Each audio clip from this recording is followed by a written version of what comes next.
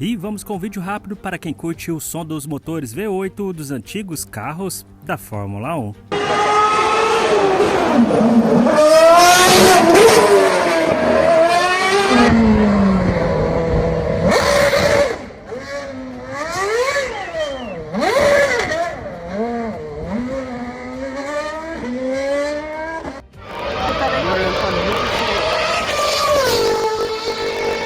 Neste domingo, aconteceu em Lisboa, capital de Portugal, o evento da Red Bull. E quem estava lá presente pôde conferir o ex-piloto da Fórmula 1, o David Coulthard, pilotando o RB7, o carro da temporada de 2011 da Fórmula 1 da equipe Red Bull, que é equipado com motor V8 da Renault.